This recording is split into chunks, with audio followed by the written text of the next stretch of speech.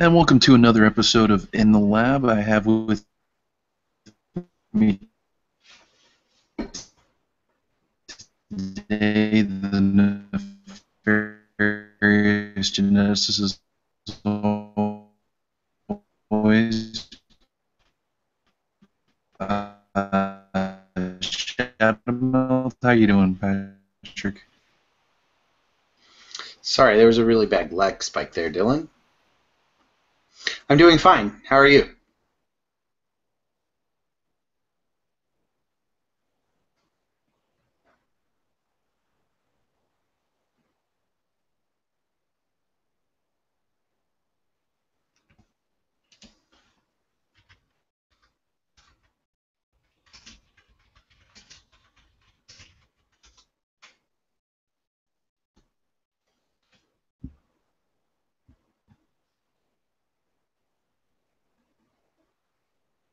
Change real quick.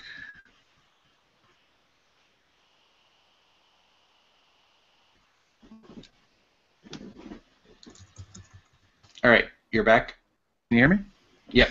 All right, so let's try this one more time. Start from the beginning. Welcome to another episode of In the Lab. This week, as always, we've got the nefarious geneticist Patrick with us. Patrick, how are you doing this week? I'm doing pretty good, pretty good. Good, good. Looking at this team, I know last week we saw an incredible combo team. I'm sure we're going to see more of that today, but what are you calling your team here? I'm calling this team a thinking man's team. It's a little inner workings of how Dice Masters works, and its win condition is not as typical as some other win conditions.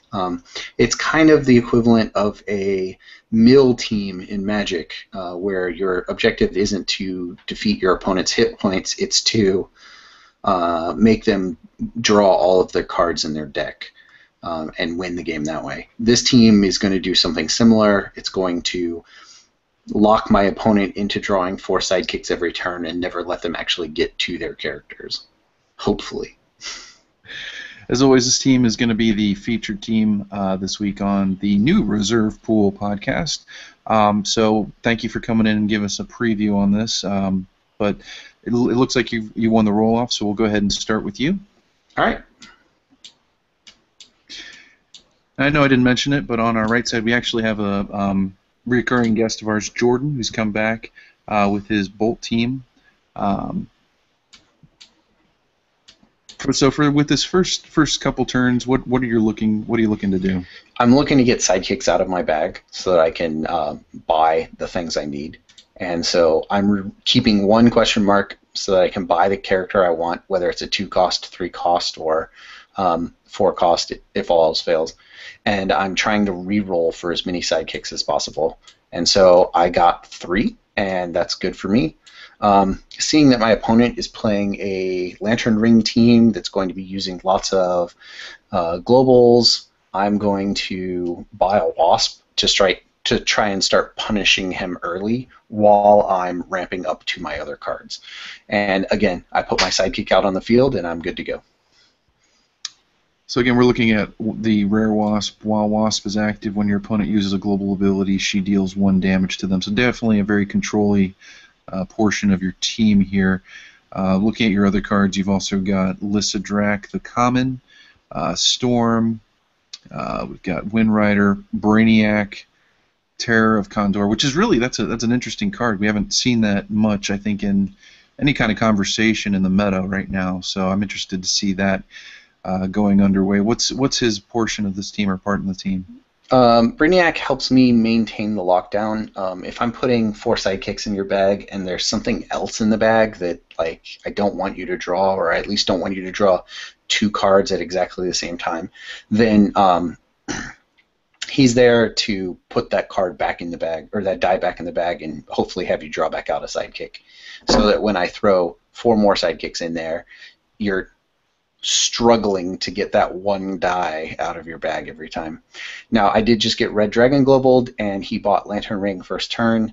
Really solid purchase for him, and I am already way behind. This team is one of the better counters to the to what I'm playing with, but we'll see how it goes. I'm going to go ahead and buy Halfling Thief and hopefully get my lockdown started a little bit as we're going. We'll see how it goes. I may also just let the Halfling Thief come up energy next time I draw it to either pay for Wasp or hopefully ramp into like a Storm or a Brainiac so I can keep my opponent's field clear. Yeah, this is a very interesting Halfling Thief you've got. So it's more manipulation of the bag.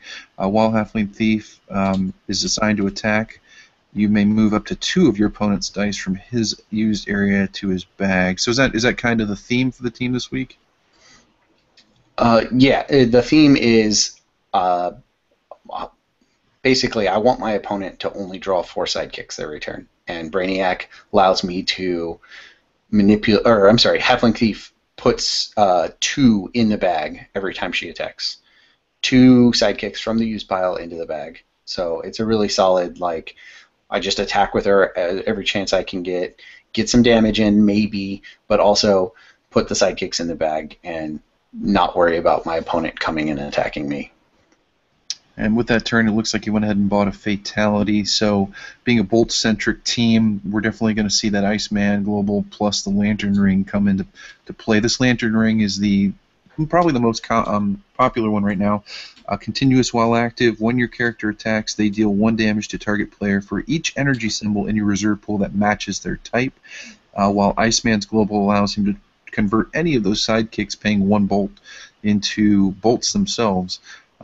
Basically feeding the barrage of the Lantern Ring. Now I know I felt that a couple games back in the field. So excited to see what you can do against that. So yeah, absolutely. I'm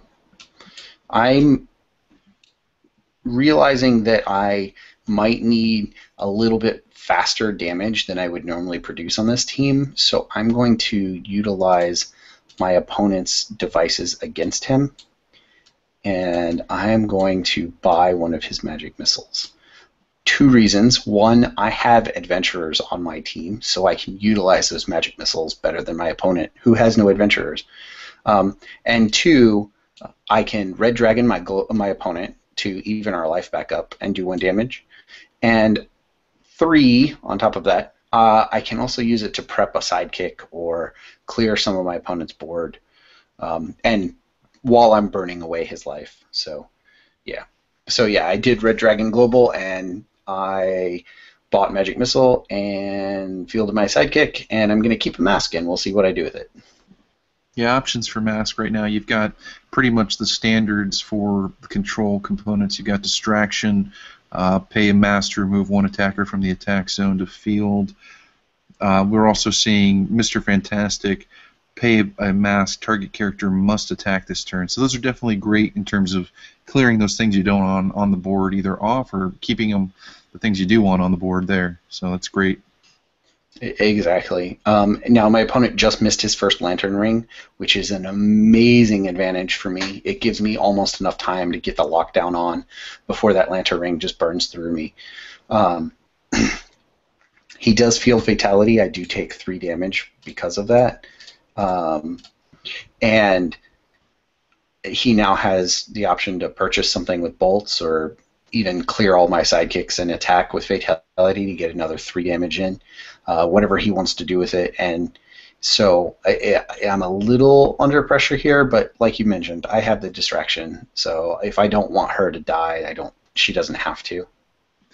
Really, we're seeing here just a beautiful synergy on Jordan's side with Fatality, like you just took, taking that 3 damage from those bolts. But even if he hadn't rolled those bolts, he can utilize the Iceman Global, which then he can use once Fatality attacks with the Lantern Ring to deal that damage. And then on top of that, if he either wanted to clear something of yours, he could use Magic Missile or Invulnerability to pump. So definitely a ton of synergy on this team, which is great to see. I think that a lot of people anticipated Lantern Ring used on Bolt teams. I know there's also heavy uses of the Fist teams. But I mean, what do you think moving forward? What are going to be probably the top tier Lantern Ring teams that you think, Patrick, we're going to see out there? I think a Bolt Lantern Ring team and a really cheap a really cheap fist team will both have some really good synergy. Like Serena and Ring are pretty solid. Um, so I took 1 damage because he attacked. Oh wait, no, I didn't take 1 damage. I keep thinking the Ring is out there and it's not. So I ended up getting Sidekick prepped. Um, it's good for me, but probably only because I'm going to be paying 2 fielding costs this turn. So we'll see how it goes. Especially if I'm paying this really expensive Wasp fielding cost. But my opponent missed his Lantern Ring. Wasp helps me start the damage cycle. I'm gonna get it moving. I'm gonna keep the fist just in case. All right, perfect. I'm just gonna field everything this turn. That Wasp is going to put pressure on him, so if he does want to continue to convert, it's going to cost him a life each time, which is a great move on your part. Right, exactly. So Fatality may end up doing 3 to me, but he takes 1 to do it. It helps mitigate a little bit on how that's going to work. I pass priority to Jason, see if he wants to do anything with his bolt, and then I know in his bag he has 4 sidekicks. I'm sorry, Jordan, not Jason. I know he has 4 sidekicks, and I don't really want him to get his ring, so I'm going to do everything I can to make that not happen. But again, we have to wait and see if he's going to do anything with his bolt. All right, and he passes back to me. I attack with the halfling, and I move the fist and the and you know what? I'm going to go ahead and move the shield agent. He's a problem because he can reroll my wasp, but it's 1 die further that his ring is from ever entering play. So now we'll see whether he wants to block me or let it through and take 2 damage. And he's going to double block with sidekicks to get me KO'd. Now, do you take both of those out, or do you think it would be better to leave one so he doesn't get the extra ramp? You know what? I'm going to take out both of them because the Iceman Global makes fielded sidekicks more powerful than sidekicks at any given turn. And also, by killing his sidekicks, I have a 5 out of 6 chance that they end up are going to the used pile, and I want his dice in the used pile. So I may have to suffer through a turn of him purchasing something, but if he buys something and it never actually gets to his bag, that's not a problem. So I kill both sidekicks. I end my turn. It's now Jordan's turn. Yeah, looking back at that Lissa Drac, it looks like her and the Halfling Thief kind of play hand in hand. This is, again, the common while Lissa Drac is active. At the start of your attack step, name a character. If at least one of those character die blocks, you may move 2 dice from your opponent's used to their bags. That's potentially with both of those guys. That's 4 dice you're putting into his bag. Right, and my opponent only draws 4 dice, so he only gets to use what's on the field or whatever the 4 dice he gets, of which most of them are probably going to be sidekicks. So it'll be interesting if I can get that lockdown down and keep him out of play, or keep his cards out of play.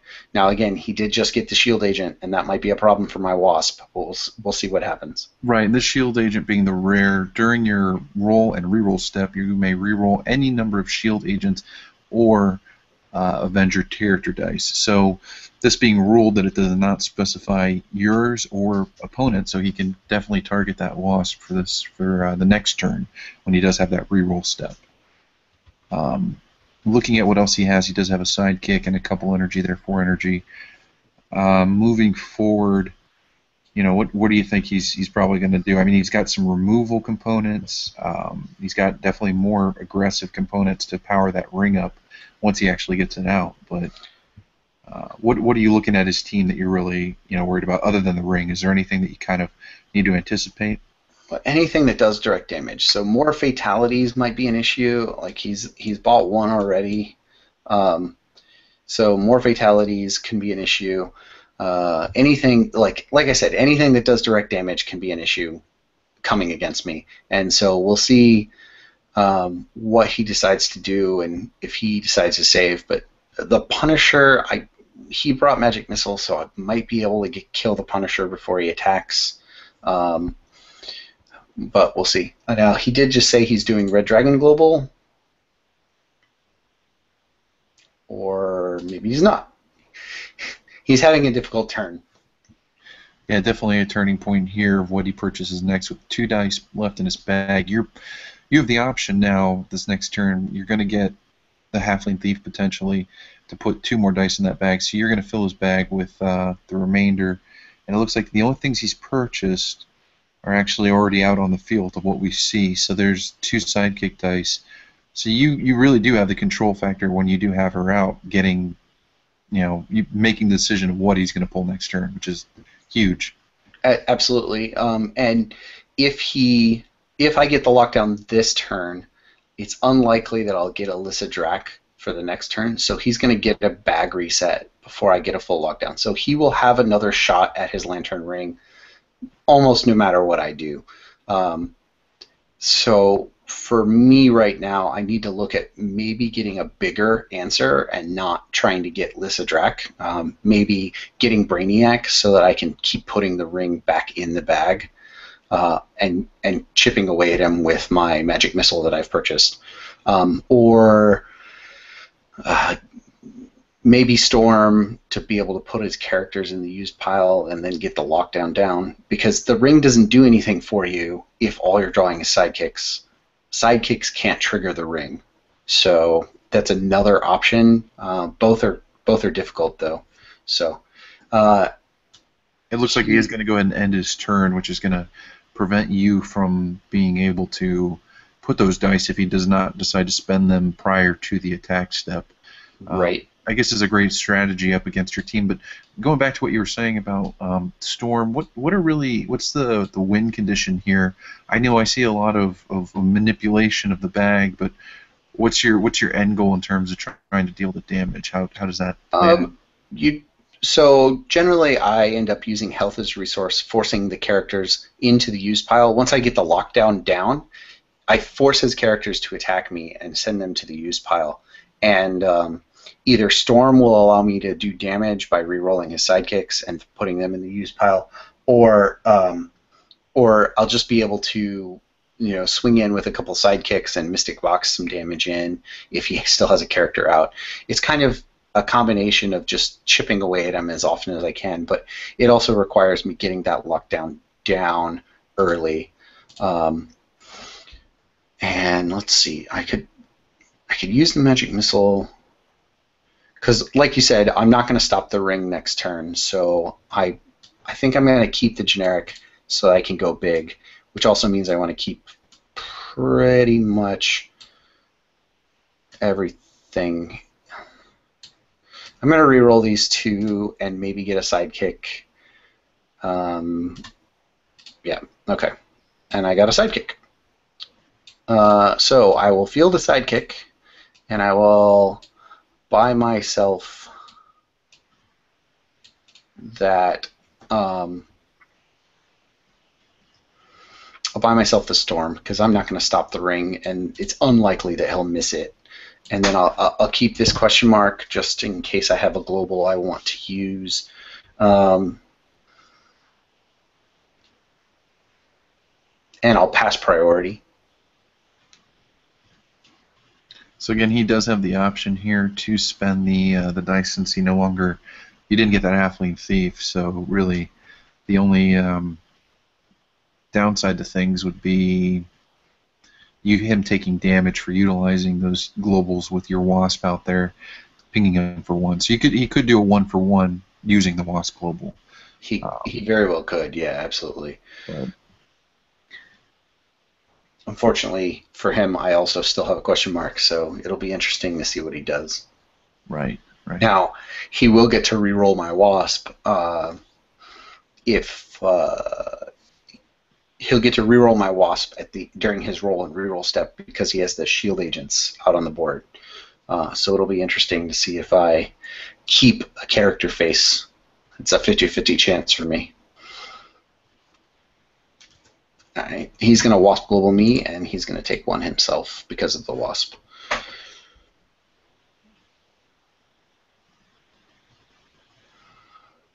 And I'm not going to do anything else, and I'm going to end my turn, so he's not going to get those dice. And so the one thing that does happen here is he's now got an 8-die bag, so there's a chance he won't get Lantern Ring this turn, which will be very, very good for me. But we'll see how it goes. All right, no Lantern Ring. Whew. He said a sigh of relief there. So, but he does have the bolt, so he can go ahead and I guess remove what he needs to using the Iceman Global if he chooses to do that. Right, I have to reroll a Wasp. Hold on. Go and do that. Yeah. And my level 3 Wasp rerolls to level 3. We were making the joke before that my characters always reroll to level 3, and maybe that's why I'm so good at this game, because Storm hates me, and Shield Agents hate me, and Umber Hulk hates me. But I don't know what it is. It's just one of those things. All right, so he has a bolt, and he has not rerolled yet. I'm not sure if he's going to. We will see. He did reroll. He got 2 masks and 2 bolts, which is good for him because it gives him a little versatility. I don't know that he has enough to kill my Wasp. I don't know that he has enough to put any pressure on me. So at this point, he may just want to buy something, but it's up to him. Yeah, next turn it does look like he's going to be pulling out the power ring. Potentially, if you do not get that Halfling Thief again, if you get the Halfling Thief, you can hedges bets a little bit by putting more of those sidekick dice into his bag. So that's good on you for that. But I odds of you pulling it out again are pretty rough with only 3 dice left. So So I'm going to force the Shield Agent, who only has 2 attacks since he spent all of his energy, who only has 2 attack, and I'm going to force him to attack me, and I'm going to let him hit me in the face and go to the use pile. That's one less character I have to worry about, and if I can get the lockdown up and running, then the health that I lost doesn't matter. Mm-hmm. And so I'm enjoying that trade-off. And again, he's not saving energy for globals because he's worried about my Wasp, so that's also good for me. Now, do you have a stabilization point basically on your team where if you get below a certain life, it's pretty tough to come back from? Yeah, usually if you get below 10, it's pretty hard. And with Wasp on my team, with Wasp on the Wasp I brought, if I get down to 5, that's just a clock, because all my opponent has to do is Wasp Global me with all of his energy. He may only be getting 4 sidekicks every turn, but all he has to do is Wasp Global me on his turn, my turn, his turn, my turn, and then one more time, and that's 5 damage right there. And he doesn't even have to have anything else, just 4 sidekicks. And so that's just something to be really aware of, is that your Wasp can be a problem for you. Now, at this point, with what you've got there, I know you brought the Goblin Attack Force Global to pay a fist. Target monster must block this turn. I know we were talking about earlier, sidekicks are really a resource for him at this point. Would that be something you try and go after using that fist, or what's your next play? What would you purchase? I was actually thinking that just now, but I'm also going to try something different instead. And I'm going to go ahead and buy the Lysidrak because I do want to get her into the cycle of things. And I'm going to keep this shield instead. And I want to get a little bit of ramp because I'm going to have some fielding costs next turn. So I'm going to attack with these 2 sidekicks, and we'll see what he does. Right, and again, that shield there you're saving, potentially being used for Mystic Box Global, which I know you're very fond of. Pay a shield, swap the attack value of one of your monsters with that of an opposing monster. So he chose not to block me, and I'm going to go ahead and use the Mystic Box Global to swap Fatality's 3 attack with my 1 sidekick's 1 attack, so that he takes 4 damage from the 2 sidekicks instead of 2 damage. So the shield basically turned into a double Wasp Global in the long run, or a double invulnerability. And that's why I love Mystic Box, is because you can get some 2-for-1, 3-for-1, 4-for-1 value out of your energy. Right, definitely puts your opponent on the back end, trying to gauge how he can manipulate, or how you're going to manipulate that, and guessing. So it always just gives you another control option, which is great for your team in particular, since it's so reliant on getting to that point where you're manipulating his bag, you're manipulating his board. But it looks like he did roll the Lantern Ring, which is wow. That's actually almost a perfect turn there.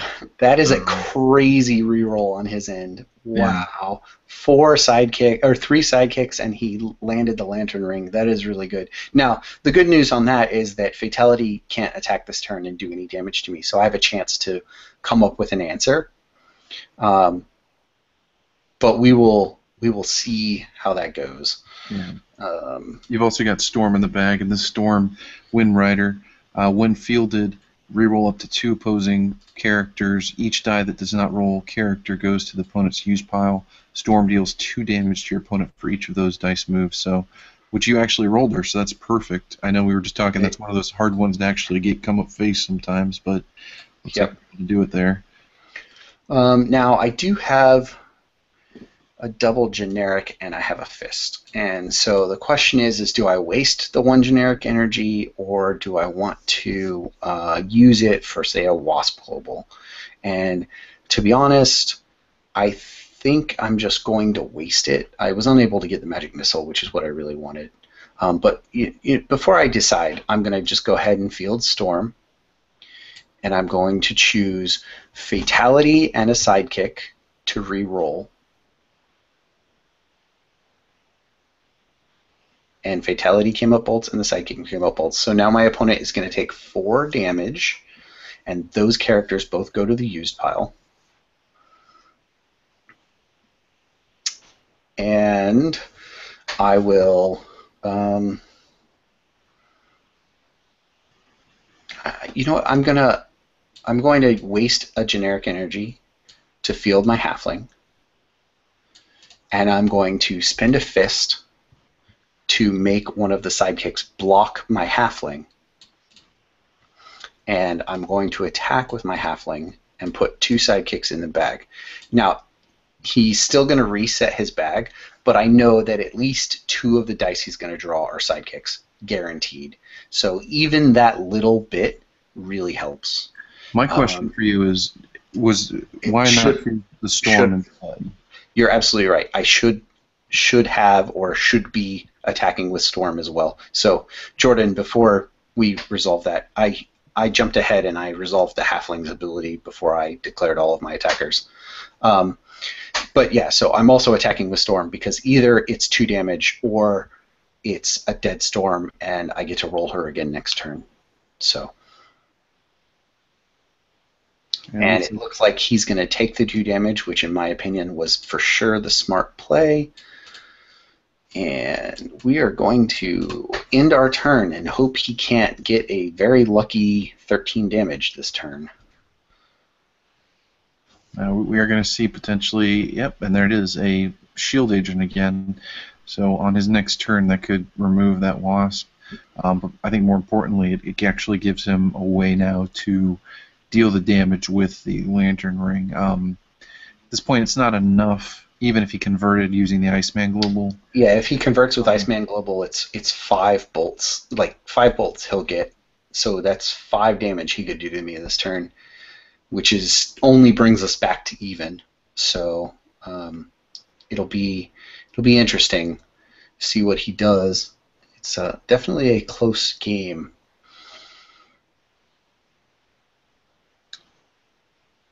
I mean, at this point, you've got the next turn. He probably knows he's going to see that Halfling Thief try and pop off the energy from his used pile back into his bag. But I mean, moving from this point, I don't know what his next move is going to be here. I mean, he has the removal options again with Magic Missile. But everything's going to cost him too much. He's now below 10 health, right? So he's at that point where globals are very, very expensive. And again, if he gets down to 5, I can just start paying for the Wasp Global and win the game that way. You know, Yeah, definitely. I think that's so something that we don't actually think about a lot when we put these teams together. Like a lot of people when they're building the teams, but you have to take in consideration what that threshold is. And I think generally speaking, 10 is the toughest part to come back from. Once you're half-life, unless you have some kind of life gain, or unless it's far enough where the board state is more in your favor, that the game probably is going to shift towards your opponent. But definitely I think you have to take that in consideration when you're building your teams as well. Again, I don't know how much people look at that, but I think that that's definitely something to take in consideration. Now he's got a few options. Again, he can Mystic Box if he wanted global wise. He can hold on for a distraction. He can Magic Missile. But like you said, all of that's really just going to hurt him in the end. yeah, and buying, that's one of the things about this team. Even with just the halfling, if you buy something, the amount of time that it's going to take for it to come back around is just so far down the road that it encourages you to play those globals instead. And Wasp loves it when you do that. So it's just one of those things, like you have to balance one way or the other how that's going to work. And his direct damage, while vastly superior to whatever I have right now, it doesn't matter if it's not lethal, because I can probably turn around with a larger board and swing back at him, right? So if he converted to those 5 bolts right now, he would have 1 blocker maybe at the end of the turn, and I have 6, 7 damage on the board that's ready to swing back at him. So he's in a position where he almost needs to just wall up and wait for the next turn, and then wait for the next turn. And it's like you said, if he keeps the energy, then I can't put it in his bag, so he's likely to draw that other Fatality and that other Shield Agent that are both in there, as well as, let's see, what else is in there? 1, 2, 3, 4, 5, 6. So 2 sidekicks, Shield Agent, Fatality, and no. I'm not sure what that other die is. It might be another Shield Agent. No, it might be another. I'm not positive. We will find out when he draws it, maybe. All right, so it looks like he's going to attack with the Shield Agent and do 2 damage to me. And I will declare a block with my halfling or my sidekick, and he declares a distraction on his Shield Agent, which will do 1 damage to him because of Wasp.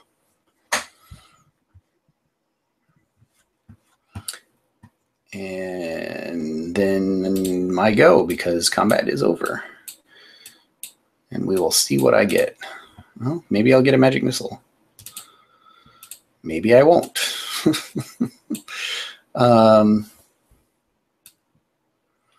I like the question mark because it gives me some global options. I like the mask because I can distract back my halfling if I really need to. With all the bolt globals he's got on the board, this bolt is really enticing. Let's see if I get this Magic Missile. I do indeed get the Magic Missile, and I get it on the double burst face. Oh my goodness, that is spectacular. So before I do anything else, I will do 2 damage.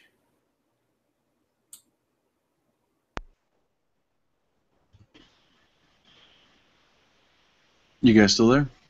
I'm still here. Did you lose the recording? No. We're still recording. So Okay. It's just waiting for him to decide what he was going to do. Oh, yeah, no, we're actually on to my turn. You might need to sync. Right. No, I can see it now. Can you guys do me a favor and go backwards, just to the point where you, Jordan, where you had the 4 dice in your used pile? Okay. Or in your reserve pool. I apologize. So, did you buy anything or no? No, he attacked with his Shield Agent and then distracted. Okay, so you guys will have to do that again. So just go ahead and yeah, put your dice back. Damn it! I rolled a double burst on Magic Missile, sir. A double burst on Magic Missile. I can edit it later. Just go ahead and roll the double burst on Magic Missile. All right. All right. So it looks like he's got enough energy there. Again, like we said, he'd be hurting himself by doing anything with Wasp, but he does still have his attack step. So we'll see what he does here. Oh, he did attack me, so I'm going to be taking those 2 life, and I block with my sidekick, and it looks like oh, he distracts back, so he's going to end up taking that 1 damage for the distraction from Wasp, and he's going to sit on his other 3 energy. It looks like so. Yeah.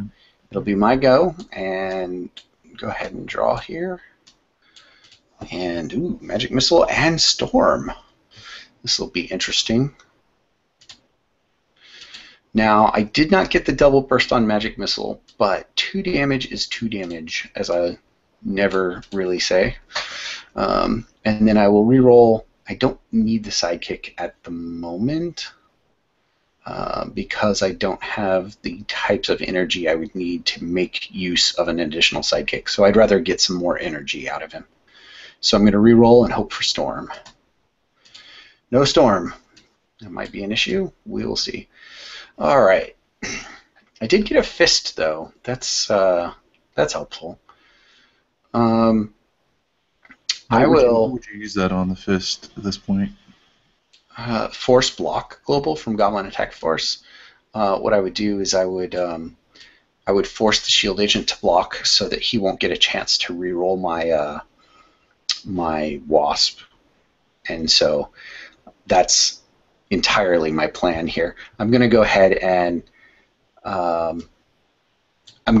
pass to him because everything I have I can pay for during my attack step that I'm planning on using.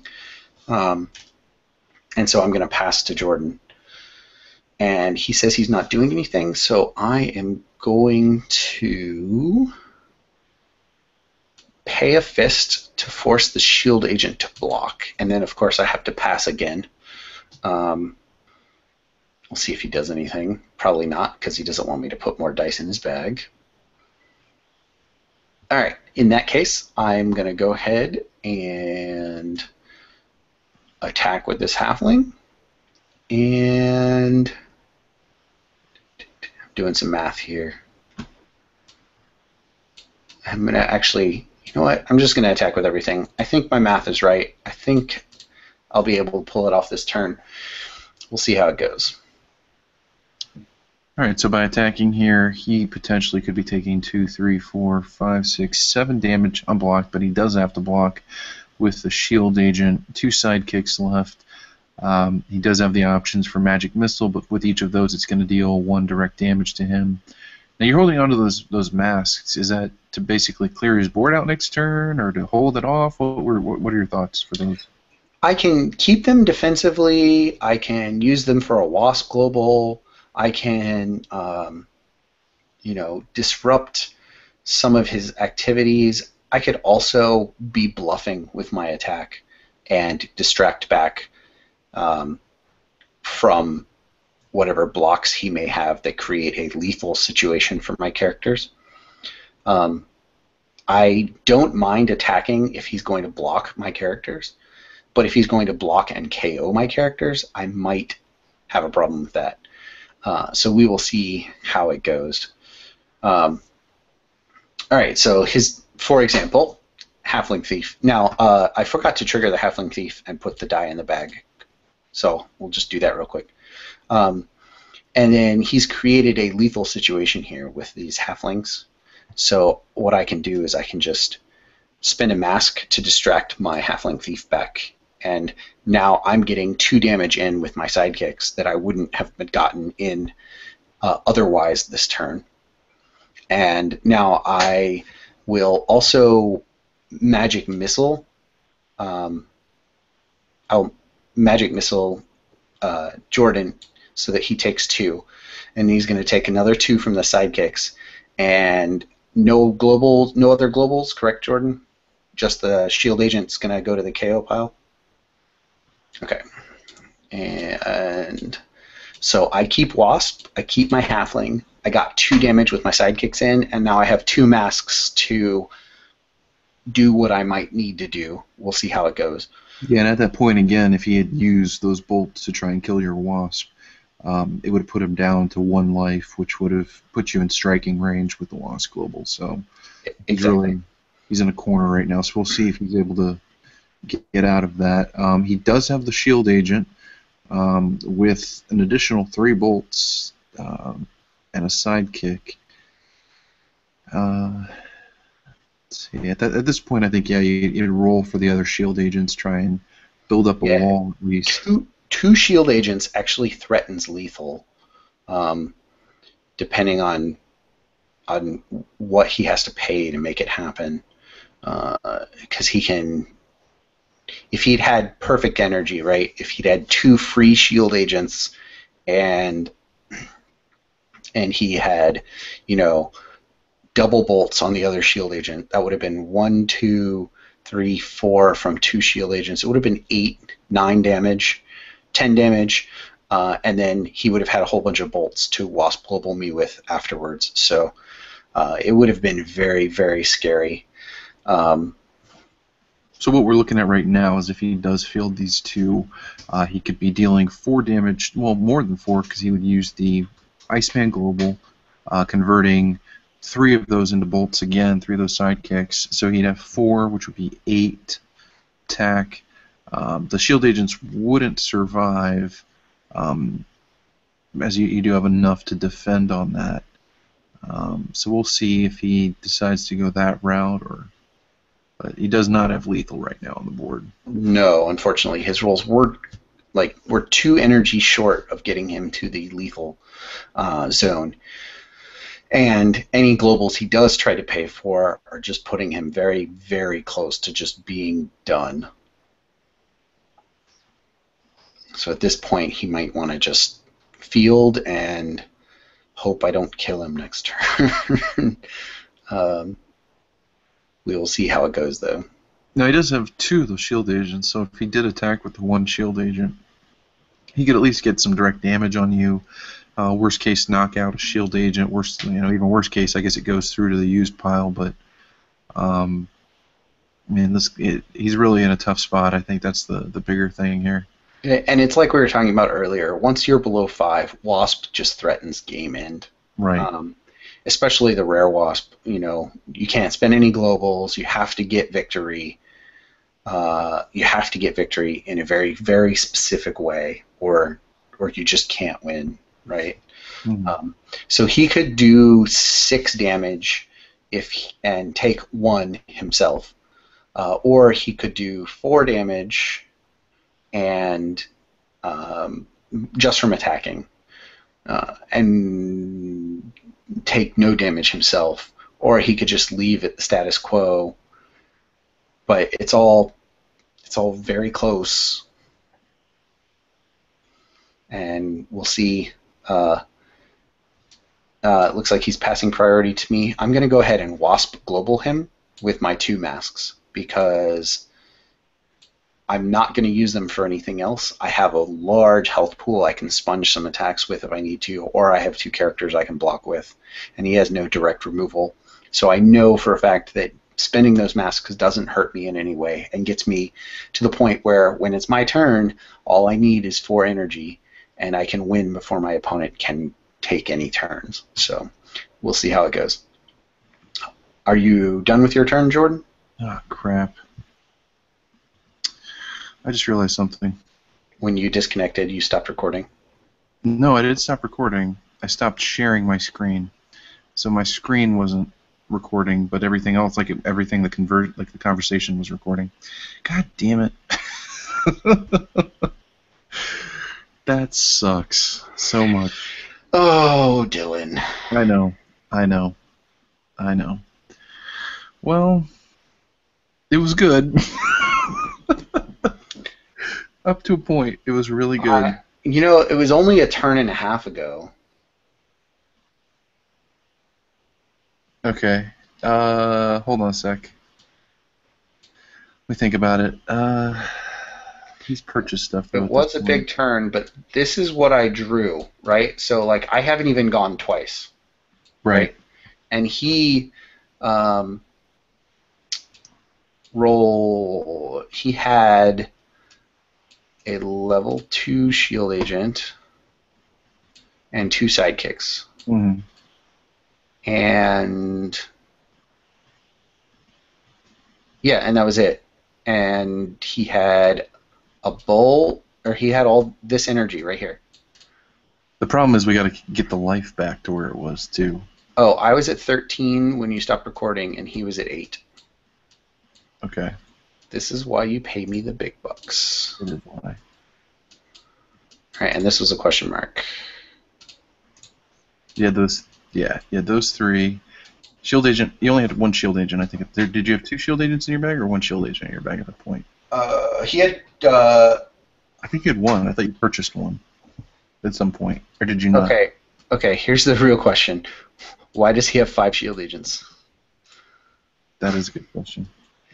Okay. No, it was 5 dice, and I was questioning where the other die came from because I was like, I know it's not shield agents. Mm-hmm. Okay. All right, so this is right before you attack with your shield agent, and you pay 1 to distract back.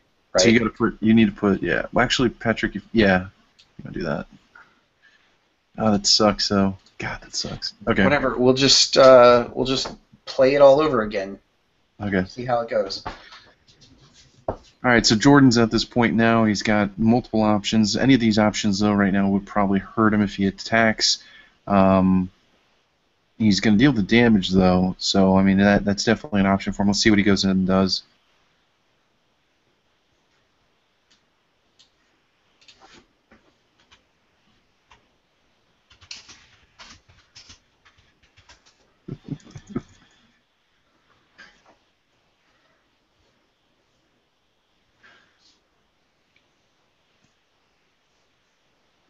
So he's going to go ahead and end his turn, which I think is definitely a smart move on his part with that halfling thief still out on the field. So in your turn, you're looking at definitely some great options here: Storm and that magic missile. Yep. We'll see how it goes. And that is not a good thing. I'm going to keep this fist just in case, and I'm going to reroll everything else to see if I get lucky. And that is just barely lucky. All right, I will begin things by fielding Storm, and I'm going to reroll the the shield agent and 1 sidekick.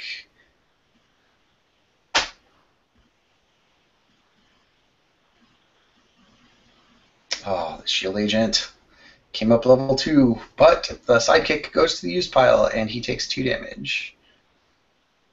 And I'm going to field my sidekick here. So again, at this point, you've got 2 damage in your hand to deal either directly to him or to that character. If you clear the character, he blocks your highest attacker. Yeah, it looks like this is a lethal swing, but I'm going to pass to see if he can do anything to stop my lethal.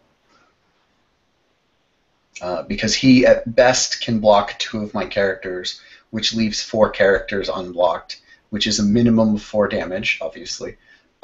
He does have distraction, but it will cost him a life to distract. So right. So taking damage. Yeah, it's still 3 damage, and magic missile will do 2, and the distract will do 1. So it's still 4 damage. So it looks like it's still lethal one way or the other. But like I said, I passed to Jordan to see if there's anything he can do. I mean, one of the things he could do is call GG, but I'm hopeful that he finds a solution because I love it when you can pull out like a clutch save like that. And it's one of the things I love to see. All right. Looks like he's going to go ahead and call this game. So Thank you. It would be 2 damage from magic missile, and then at these two would get blocked. That would go in the bag. And, oh, okay. He blocks like that. Oh, and he distracts the storm. So, oh. He took 2 damage from Magic Missile, which put him at 3. And there are 3 sidekicks coming through. And he took 1 damage from distraction because he distracted my wasp. So, yeah, that's his best play, and it still puts him at 0. Right, so it looks like that is game. Thanks again, Jordan, for coming in here and playing. And I know that was a tough matchup. You both very different styles, very aggressive style versus a very control style. But Shadow Meld, you were able to pull it out as per usual with your team here. Congratulations on that. Looking at it, though, we will have this team up and running or up on the reservepool.com as a. I'm screwing all this up. Hold on a sec. I don't even know what I want to say anymore. Well, thank you for joining us for another episode of In the Lab with Necromancer. Thank you, or not Necromancer. God damn it. I'm just going to do this later. It's okay. too late. It's too all late. You. Unless you want to say, go ahead and say your later part. No, I will say that this game could have gone vastly different if Jordan had not missed his first Lantern Ring. I was still at 13 life, and he missed 2 whole turns of basically his entire team. So it's a big deal when you miss that Lantern Ring, and it buys the control team a lot of time to get set up and get going. But yeah, thanks again, Jordan, and later. Perfect. All right, man. Thank you so much. I'm going to go ahead and probably cross-edit from old episodes, so it won't even matter that much of just that section, the end. That's what I'm trying to work towards, where we can just... Yeah.